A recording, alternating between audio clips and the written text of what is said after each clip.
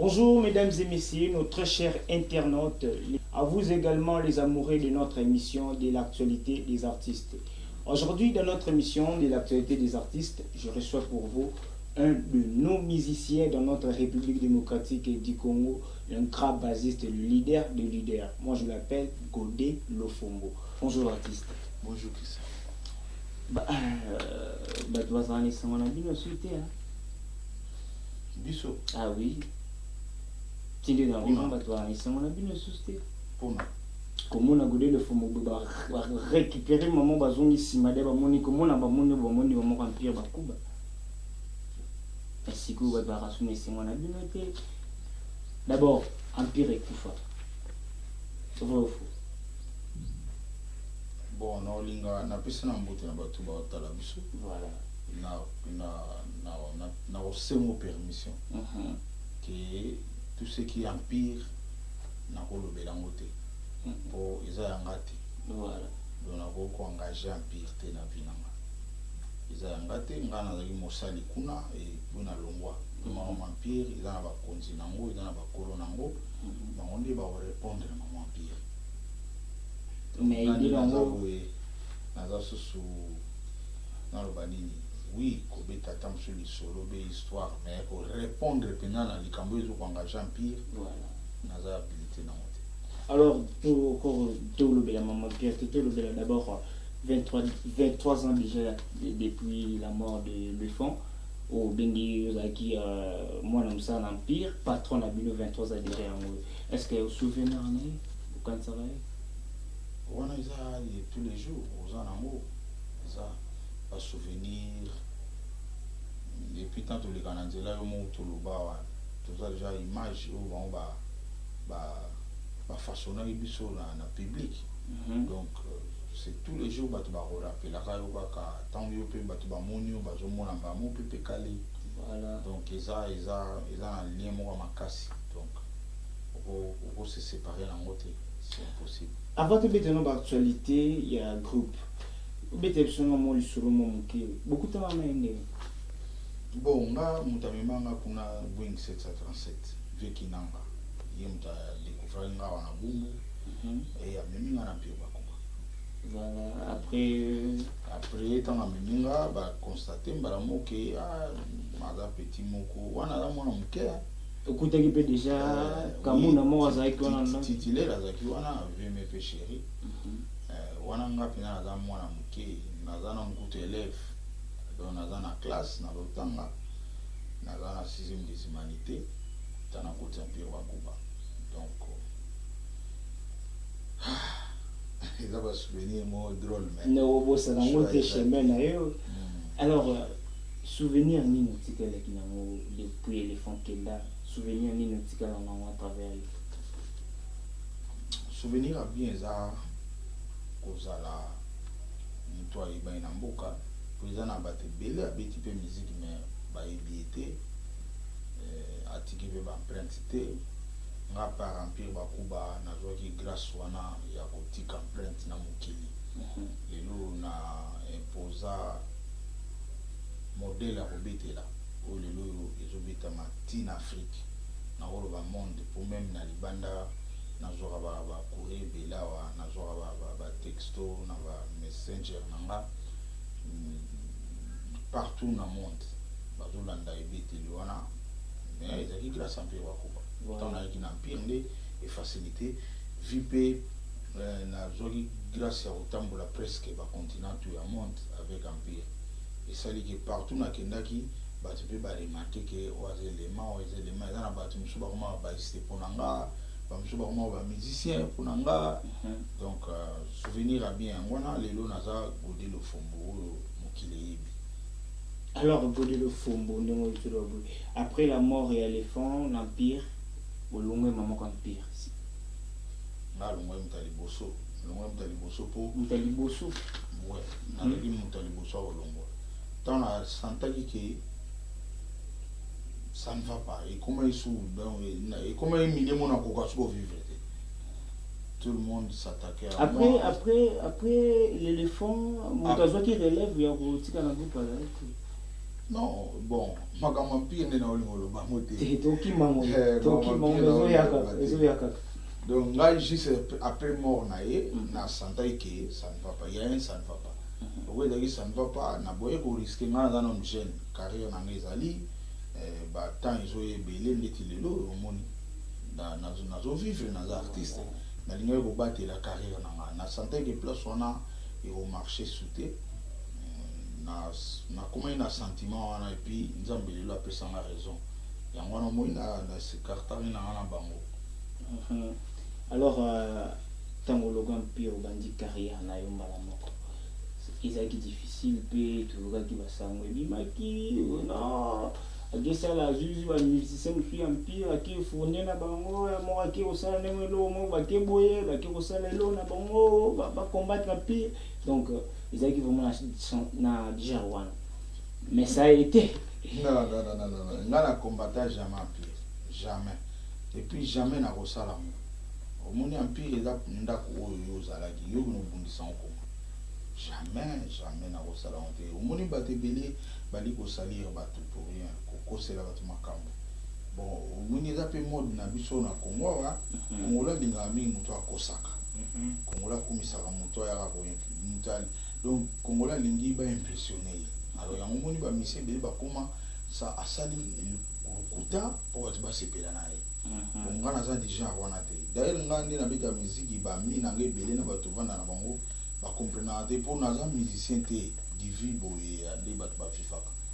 nga naza nanga musicien te naza musicien nga na kobeta mais na esprit na bango na esaleli na bango nazalaka kuna te donc bamusicien balingi bon nakondana mpe bamusicien te eza public alingi moto azokosa ye public congolais aza loba mwasi omoni basi balinga mibali ya baskiver omona mari boye mwasi kitoko abi mari nga na osombela osoza kongo yo moto babieka kokosomba te mondimi okomprendre alors on a moni salaki bamusicien bakomprena public congolais elingaka te okosa bango yamoni bamusicien ebele baza bacourage bayoka soni te bango bakoma kokosa omona na caméra ayeba te caméra one ezofilme nga ekolakisa lobi na monde entier alors bakoma kutu na niveau na te donc ye azotalaka makambo public aza na obele po aza na besoin gloire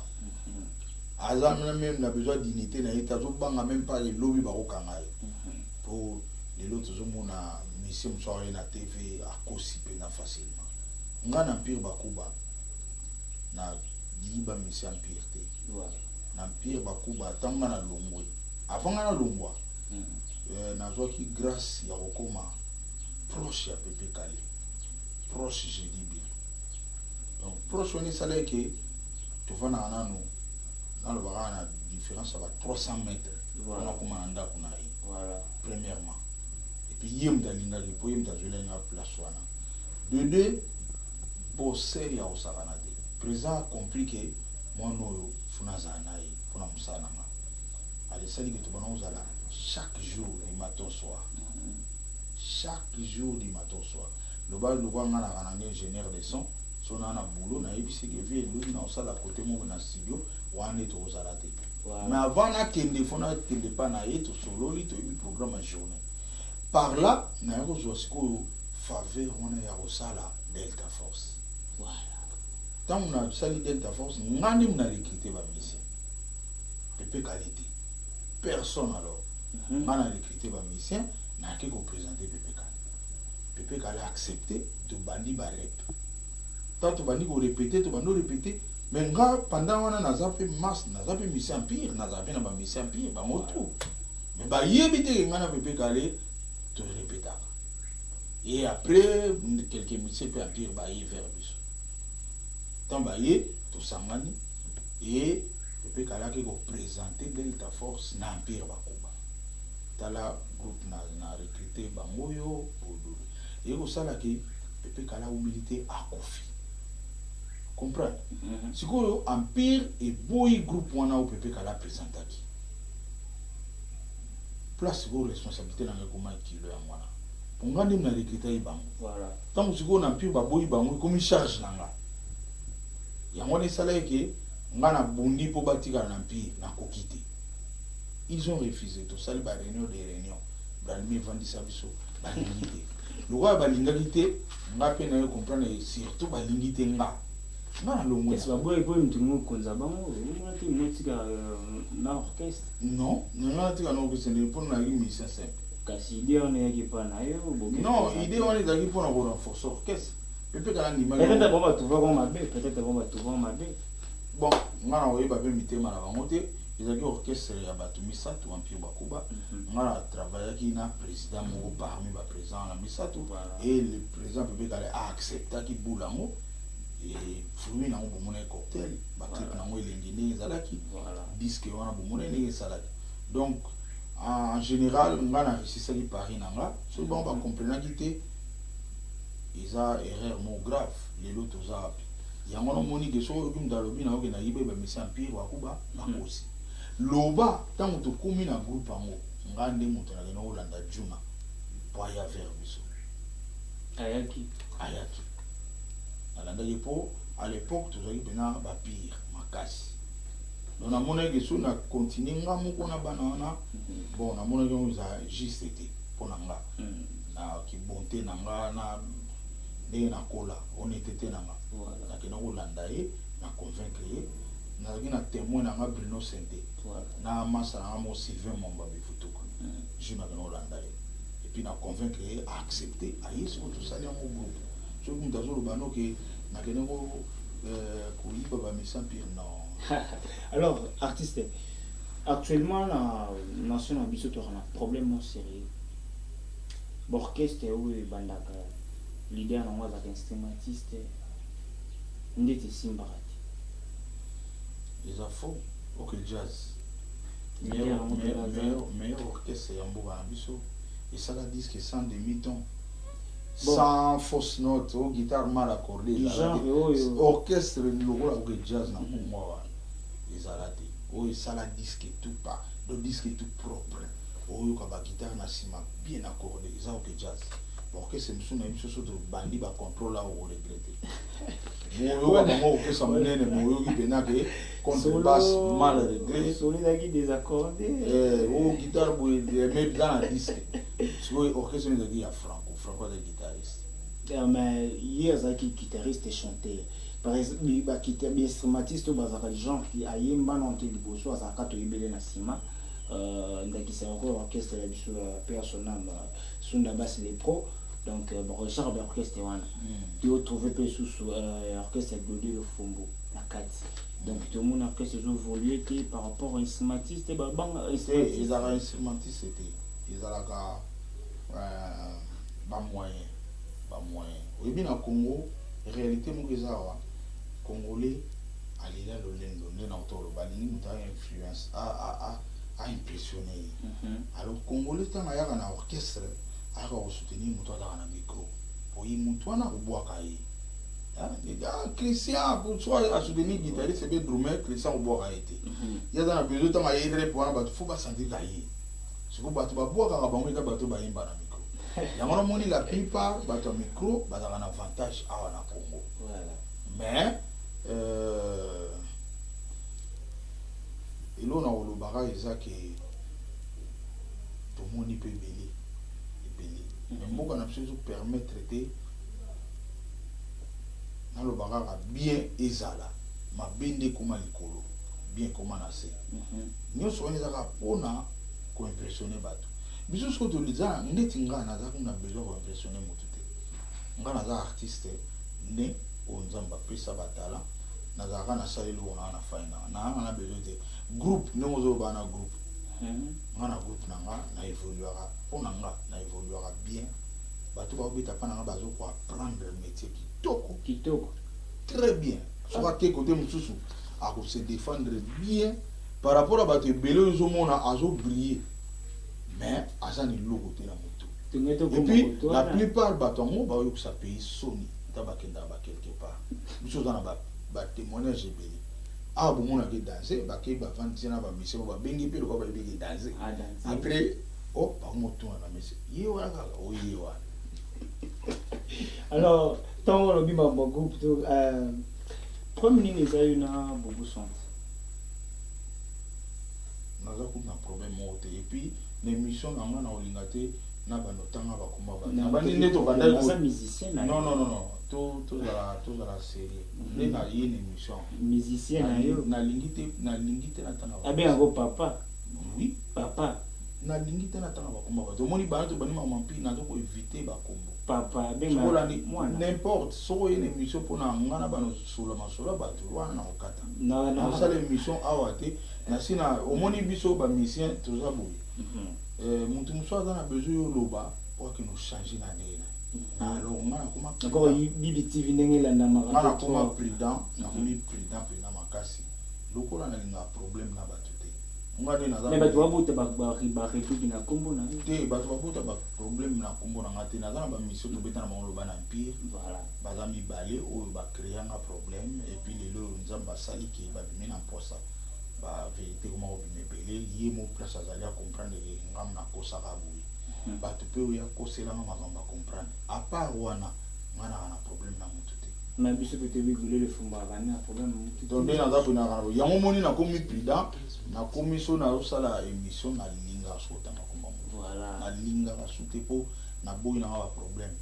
d'ailleurs chaka na mutu na bato bazolanda ngana na problème na mutu te et puis na kozala na ngodi pona éviter ba problème bota ba problème so moni muta yininga isape droit na ye tamsusu ayininga na éviter tamsu ba koselinga ma campagne na ye ou bien à comprendre ngate na sens wana mais ngape na lukela du problème na ngote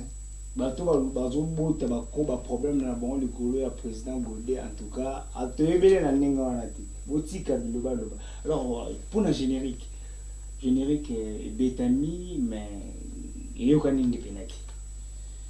c'est normal et le repose doit succès za nzambe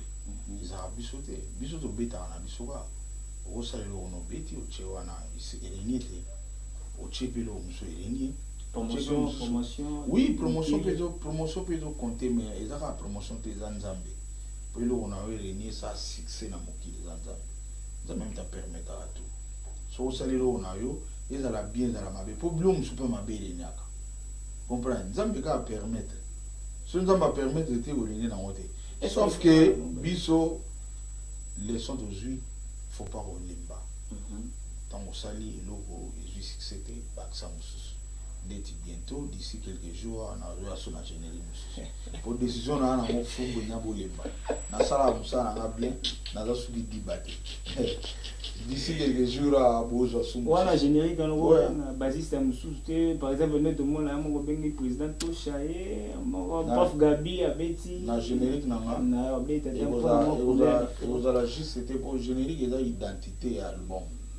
identité album et le fumbu mais mo te d'abeti ils ont sujet c'était et là le rôle mobota moi si moi na yo bengi jomo boy aya na babota na femme na non exacté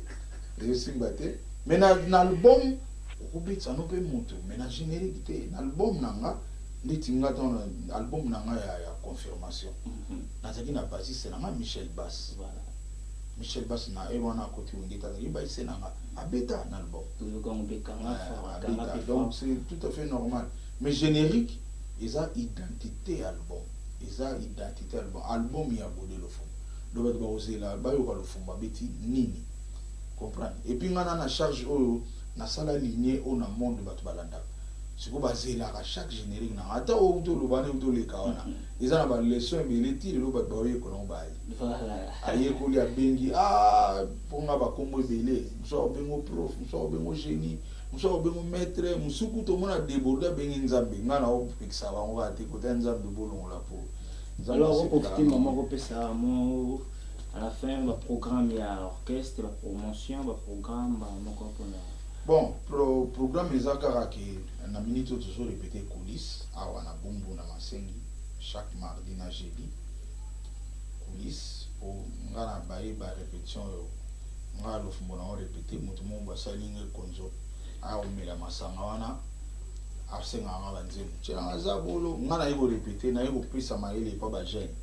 ya omona kati ba répétition lo ingi wana puis zala petit temps suzo beta izala te zaki berer moto kota ka miko eleki na ozongela mosute répétition za place surtout en huis clos mutazate ka biso toujours corriger toujours te moi yebité ka bon donc na comment répéter bien en coulisses Moutaya Ratezaka entre biso mardi jeudi. Et à part ça, album Cécile. Voilà. Album Cécile.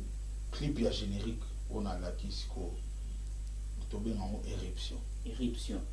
Oh, tu sais qu'on a mis il y a un passé. Il y a un volcan. Volcan. Il y a un expliqué. Pas le bon comment un volcan. Volcan.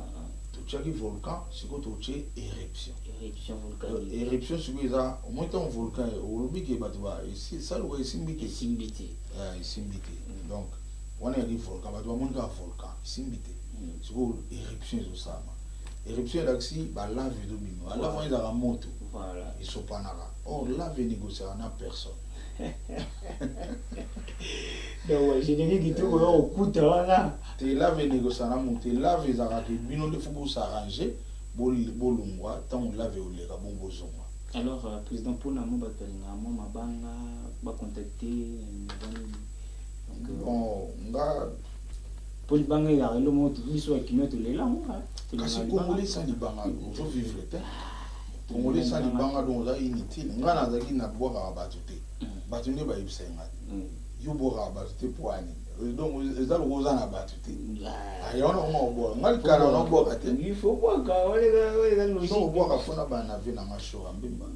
leader de leader wa salanga leader de leader yende mna sala ke lo fombo exister na leader de leader yende sombela na guitare liboso yende la ksanga makambutu qui ingénieur de son donc fondé par ba na formateur leader de leader grand frère na ashora mbimba na pesi ba mode ba ezali mamona kitis ko na femme na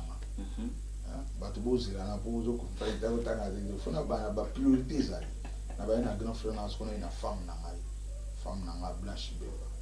o na bien avec moi ça zanga mbanda ko bazara na monte moi si mais ala mbanda na pesi mbote ko tazali et puis na pesi ba otu balinganga na bandi na yo au sale fort au sale bien fort au lukinga au pesi na pina zanga moti na zanga ba jure on a kutu na koma po jive yimba offensi na jive yesko ala luanga ya za luanga poani ba ta l'émission ba o mona été on a été yende mdazo sala ba image to bina ba français yende o sala son avant que pas français fona banana na jive na sisa na po yende mutu jive nzimbi ngana benga ba héros dans l'ombre ninga nazali oyoka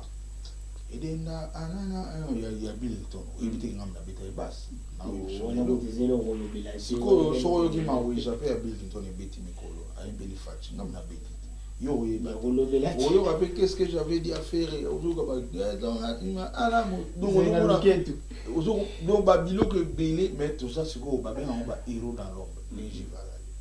na pesi bambo de pas ali mais on le film on a une bon monter makambo tout na moni pe maman zawana on a pe journaliste na français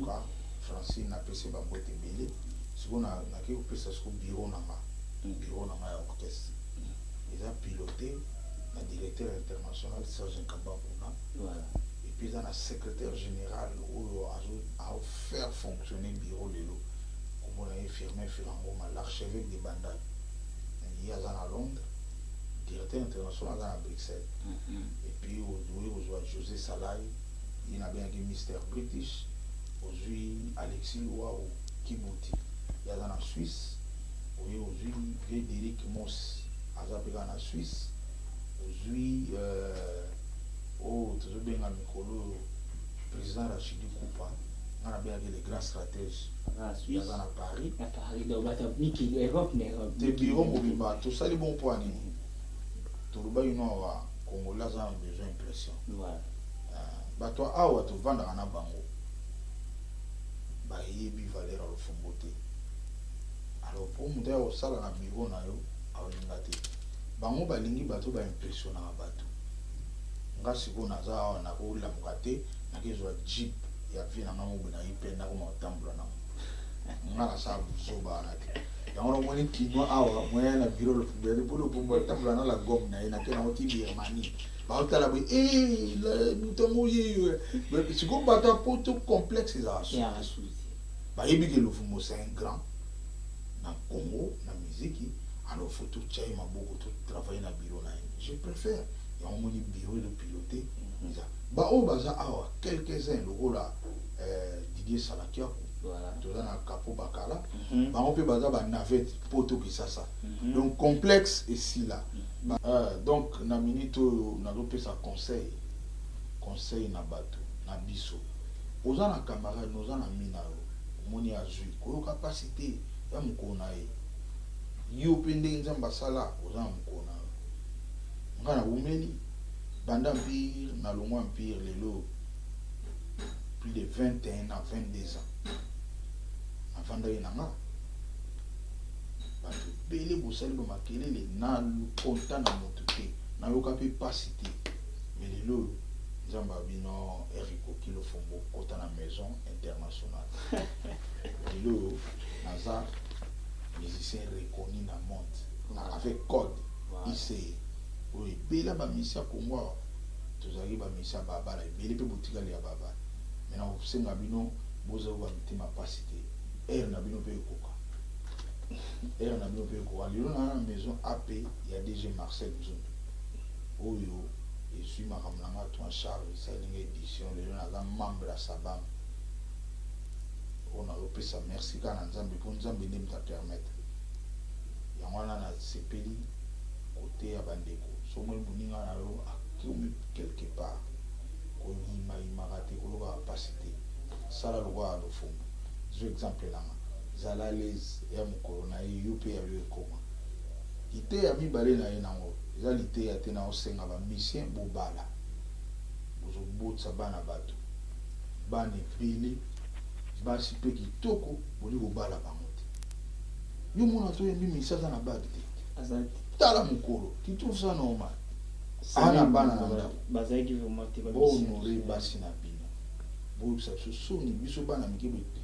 exemple à suivre Godé le Fombo koma ko ya ko bundela ga bino na makambo sala ça normal te bobala bana bato na bozo yo kanga boza na basi na banda ko na bino boke na ba famille na bango okenda okosa pesa bango décaser na $200 au kima ils ont ba bloc ebele fo sala honorer moi sina c'est normal te merci beaucoup donc mikolo lité mwana oyambi musicien vérifier âge na ye au moins déjà à l'écart déjà 27 ans 30 ans normalement fa bala c'est normal te aux musiciens aux bala te faut ça na ba no ko kilo parce que vous ça valeur faut ça marier normalement aux enfants père des enfants nini faut l'état et mariage is bon ba ina na famille aba surtout famille aussi si na famille wana OK au moins l'état après oyo ko nzambe abénir sabino wana frère libala ba bokilo ba osepela na misiko yo za star wana mosi na ndako balate tu trouves ça normal comme ça nous kena au kosela ba le fumo makambu passer par merci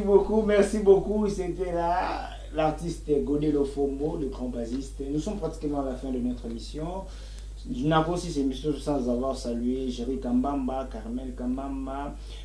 Jivendimbi, Francine, Bazawa ensemble Nangai, Josmi Kambamba et Jancy Tumbo, le grand ingénieur